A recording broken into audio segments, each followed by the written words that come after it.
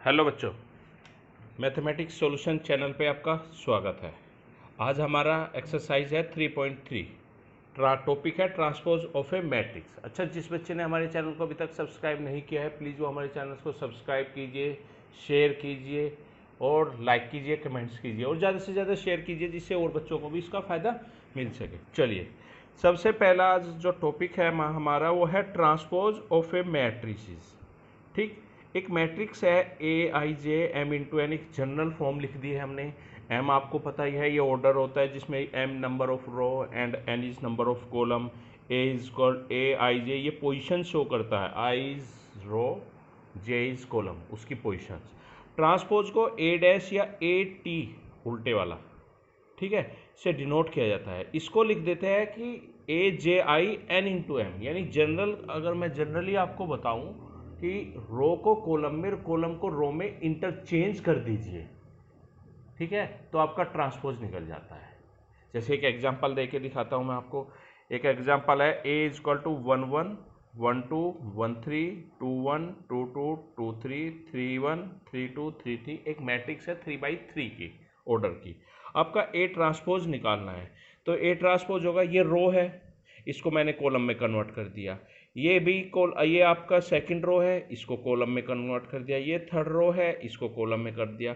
अब ये जो मैट्रिक्स आई है, ट्रांसपोज मैट्रिक्स बोलते हैं इसको, ठीक है, यानी रो को कॉलम में, कॉलम को रो में आपस में इंटरचेंज कर दीजिए तो वो ट्रांसपोज मैट्रिक्स होती है।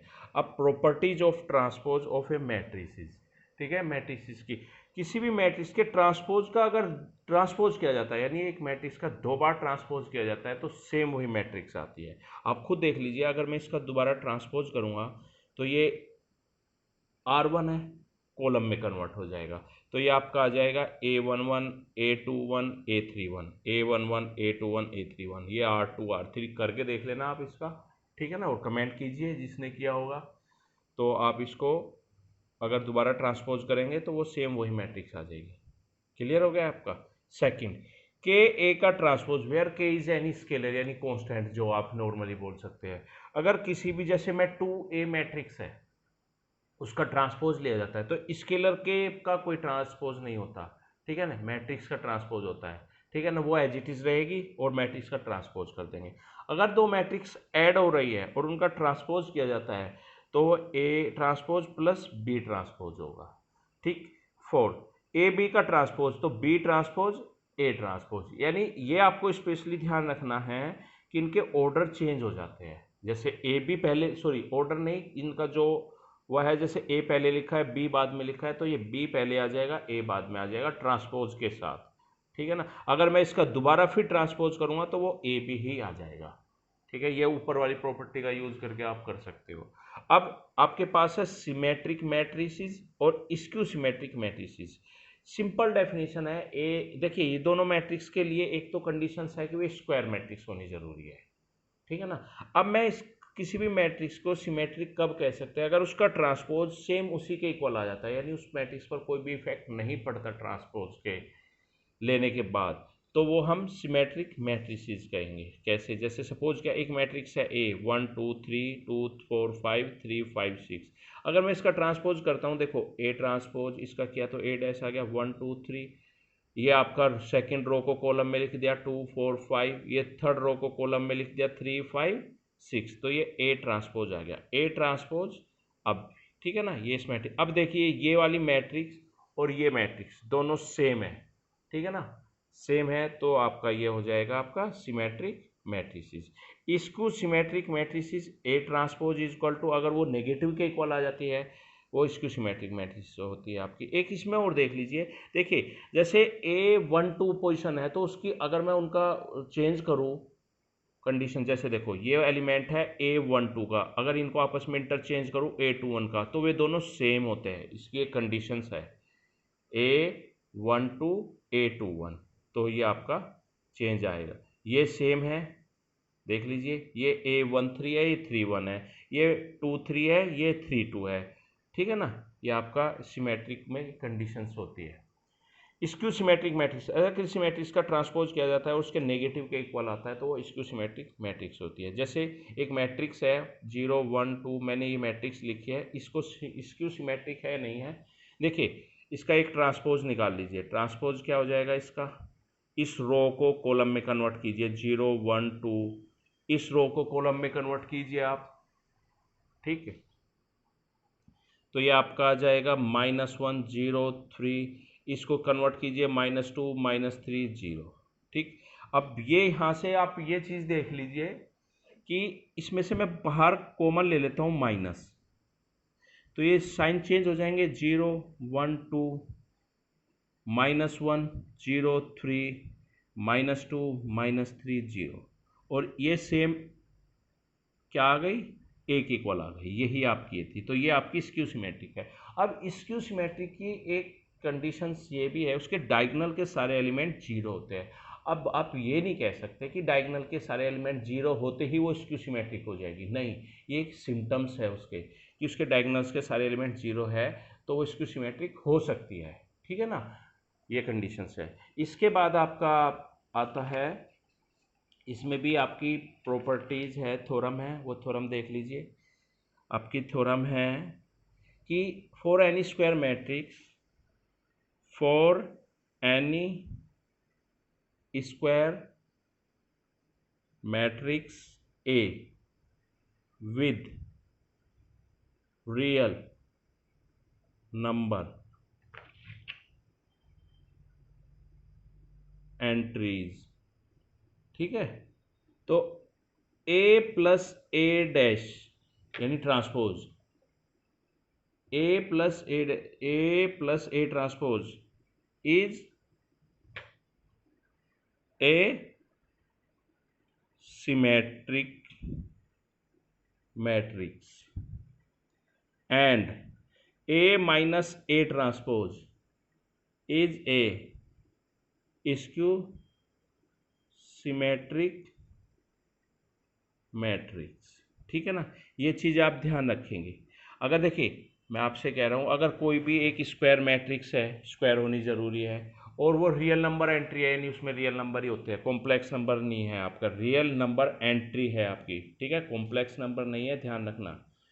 तो a प्लस ए ट्रांसपोज तो आएगी सिमेट्रिक मैट्रिक्स, और a माइनस ए ट्रांसपोज आएगी स्क्यू सिमेट्रिक मैट्रिक्स, ठीक है। देखिए आप इसमें कंफ्यूज बहुत होते हैं, कैसे, अगर आपसे कहता है कि चेक इट कि given matrix is a symmetric या स्क्यू सिमेट्रिक, अगर आपको चेक करना है तो आप उसका ट्रांसपोज, जिस मैट्रिक्स का भी को चेक करना है कि वो सिमेट्रिक है या स्क्यू सिमेट्रिक है, उसका ट्रांसपोज निकाल दीजिए आप, ठीक है। अगर वो ट्रांसपोज निकाला और वो एक सेम उसी के इक्वल आ जाती है तो सिमेट्रिक है, उसके नेगेटिव के इक्वल आती है तो स्क्यू सिमेट्रिक है।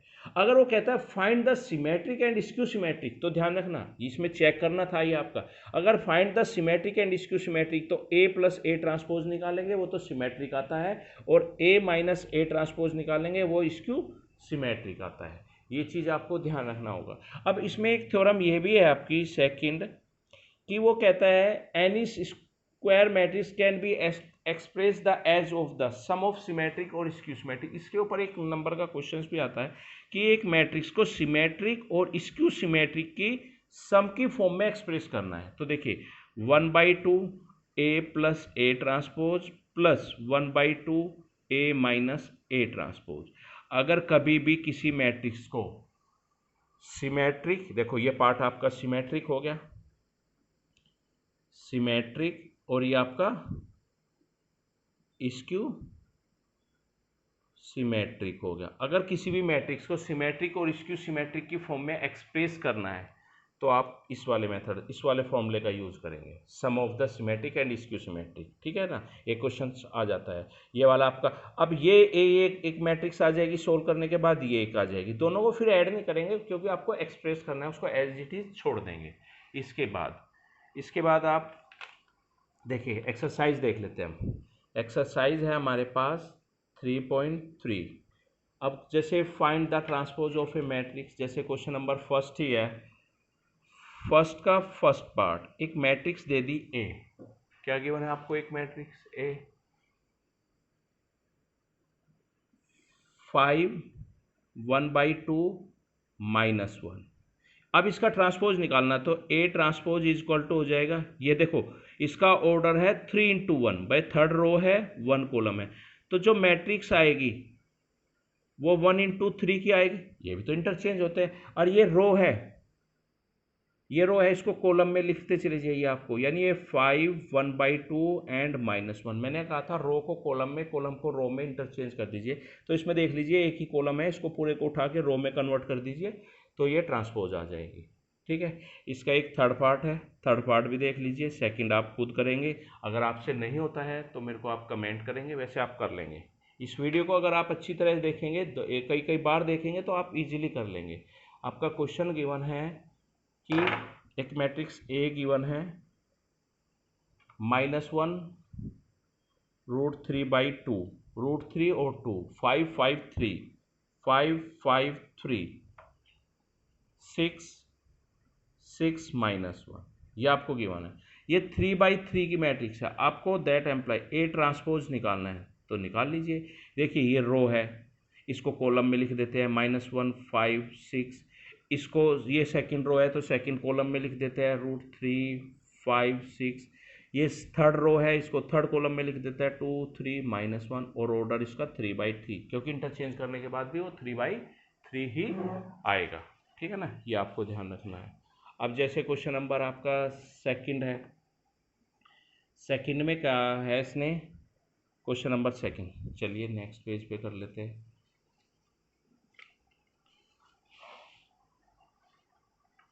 Question number second, question number second में क्या है आपका, इफ ए मैट्रिक्स गिवन है आपको -1 5 -2 2 7 1 3 9 1, एक बी मैट्रिक्स गिवन है आपको, and B is equal to given है -4 1 1 1 2 3 -5 0 1। ठीक, अब आपको फाइंड करना है, देखिए कि कोई भी एक पार्ट कर लेते हैं इसका हम, ठीक है ना, हम इसका सेकंड पार्ट ही कर लेते हैं। हमें शो करना है, देन वेरीफाई दैट, ये वेरीफाई करना है सेकंड पार्ट में। चलिए यहाँ लिखते हैं, वेरीफाई करना है A माइनस बी का transpose is equal to A transpose minus B transpose. First वाले में प्लस है, आप कर लेंगे इसको, तो ठीक है, इसी को ध्यान से देख लीजिए। आपको चाहिए लेफ्ट हैंड साइड में चाहिए पहले A माइनस बी, पहले मैं A माइनस बी निकालता हूँ क्या आएगा, तो A माइनस बी निकालूंगा तो इन दोनों को माइनस करना है, तो -1 माइनस माइनस +4, तो ये 3 आ जाएगा। 5 -1 4 -2 -1 -3 2 -1 1 7 -2 5 1 -3 -2 3 -8 9 -0 9 1 -1 0, ये A माइनस बी आ गया। ठीक है, अब आपको चाहिए इसका ट्रांसपोज, तो ये हो जाएगा A माइनस बी का ट्रांसपोज इज इक्वल टू क्या आएगा, ये आपकी R1 है, इसको C1 में लिख दीजिए 3 1 8 4 5 9 -3 -2 0। ठीक है, ये आपकी LHS की वैल्यू आ गई। RHS में क्या चाहिए आपको, A transpose minus B transpose. ठीक है ना, तो A ट्रांसपोज निकालिए पहले आप, इसको निकालते हैं, तो ये -1 2 3 इसका ट्रांसपोज, 5 7 9 -2 1 1, और फिर B ट्रांसपोज निकाल देते हैं, B ट्रांसपोज भी चाहिए, -4 1 -5 1 2 0 1 3 1। ठीक, अब आपको चाहिए A transpose minus B transpose, तो इसमें से इसको माइनस कीजिए, देखिए -1 -4, तो ये 3 हो जाएगा प्लस का, 2 -1 1 3 + 5 8 5 -1 4 7 -2 5 9 -0 9 -2 -1 -3 1 -3 -2 1 -1 0। अब देख लीजिए ये लेफ्ट हैंड साइड की वैल्यू है, ये राइट हैंड साइड की है, दोनों की वैल्यू सेम आई है, तो ये आपका वेरीफाई हो गया। ठीक है, एज इट इज ऐसे ही आप क्वेश्चन नंबर इसका सेकंड का फर्स्ट पार्ट कर लेंगे। ठीक है ना, ये आपके लिए होमवर्क है, आप इसको ट्राई कीजिए, अगर कोई प्रॉब्लम आती है तो आप कमेंट कीजिए। इसके बाद question number third, question number third में क्या कहा है, if A transpose is equal to, आपको गिवन है 3 - 1 0 4 2 1 एंड बी गिवन है b इक्वल टू -1 1 2 2 1 3, ये आपको गिवन है। ठीक है, अब देन वेरीफाई दैट, क्या वेरीफाई करना है, थर्ड का first part, a plus B का transpose is equal to A transpose plus B transpose, इसको वेरीफाई करना है। देखिए हम जब सोल्व करेंगे हमें चाहिएगा सबसे पहले a प्लस बी, पर हमारे पास a भी नहीं है, तो हम इसका a ट्रांसपोज का दोबारा ट्रांसपोज निकाल देंगे तो वो a आ जाएगा, और क्या आएगा देख लीजिए, इसका ऑर्डर है 3 × 2, तो इसका ऑर्डर आएगा आपका 2 × 3, ये रो है, ये आ जाएगा 3 4, ये -1 2 0 1, देख लीजिए। ठीक है ना, ये a की वैल्यू आ गई, b आपको गिवन है, तो a प्लस बी निकाल लीजिए, क्या होगा आपका a प्लस बी, यानी इसको और इसको ऐड करेंगे, देखिए इसका ऑर्डर 2/3 है, इसका भी 2/3 है। ठीक है, दोनों के एडिशन पॉसिबल है, तो 3 - 1 2 4 + 1 5 -1 वो +2 +1 2 + 2 4 0 + 1 1 1 + 3 4। अब आपको a प्लस बी का ट्रांसपोज चाहिए, देखिए इसका ऑर्डर है 2/3, तो वो आपका आएगा 3/2 का, इसका ट्रांसपोज वो निकाल दीजिए आप। ठीक है, ट्रांसपोज, तो ये आपका आ जाएगा 2 1 1 5 4 4, ये आपकी लेफ्ट हैंड साइड की वैल्यू आ गई। अब आपको चाहिए right hand side, A transpose already आपके पास है, बी ट्रांसपोज, तो बी का ट्रांसपोज निकालिए, बी का ट्रांसपोज होगा आपका 3/2, तो ये हो जाएगा -1 2 1 1 2 3। अब आपको चाहिए A transpose plus B transpose, इन दोनों को ऐड कर दीजिए, देखिए आपके पास है ए ट्रांसपोज, आपके पास है ये रही, और बी ट्रांसपोज ये है आपके पास, तो 3 एडिशन पॉसिबल है, दोनों के ऑर्डर सेम है, तो 3 - 1 2 -1 + 2 1 0 + 1 1 4 + 1 5 2 + 2 4 1 + 3 4, तो ये आपका आ गया 3/2 का। देखिए ये लेफ्ट हैंड साइड है, ये राइट हैंड साइड है। ठीक है, ये इजीली कर लेंगे आप। ठीक है ना, सेम ऐसे ही क्वेश्चन आप फोर्थ देख लीजिए, क्वेश्चन नंबर फोर्थ, इसका सेकंड पार्ट आप करेंगे और कमेंट्स करेंगे कि जिस बच्चे ने किया है या नहीं किया है। ठीक है, question number fourth, if A transpose is equal to -2 1 3 2 and b is equal to -1 1 0 2, तो उसने कहा देन फाइंड करना है a + 2b का ट्रांसपोज। ठीक है, तो इसको कई तरीके से सोल्व कर सकते हैं। देखिए आपको फाइंड करना है a + 2b का ट्रांसपोज, या तो आप इसमें फॉर्मूला लगा लीजिए a ट्रांसपोज + 2b का ट्रांसपोज, आपको प्रॉपर्टी लिखवाई थी, इक्वल टू हो जाएगा a ट्रांसपोज + 2b ट्रांसपोज।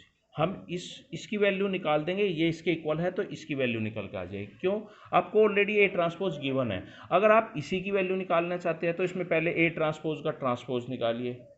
ठीक है ना, तो ए आ जाएगा, फिर उसको बी के 2 की बी मल्टीप्लाई करेंगे बी में, फिर दोनों को ऐड करेंगे, उसका ट्रांसपोज थोड़ा बड़ा हो जाएगा। हमें चाहिए अब 2b ट्रांसपोज, पहले हम ए ट्रांसपोज तो ऑलरेडी पता है, तो बी ट्रांसपोज आ जाएगा आपका -1 0 1 2।